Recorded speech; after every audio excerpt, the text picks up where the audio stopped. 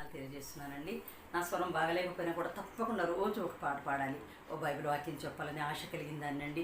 కాబట్టి నేను మాట్లాడుతున్న ప్రతి మాటలో కూడా ఒక్కటైనా మీకు మీ మనసుకు తట్టుద్ది, మీ మనసును పట్టుకుంటుంది, మీ ఆత్మల రక్షణకు ఉపయోగపడాలని నా యొక్క ఆశ. నజరేయుడా నా యేసయ్యా, ఎన్ని యుగాలకైనా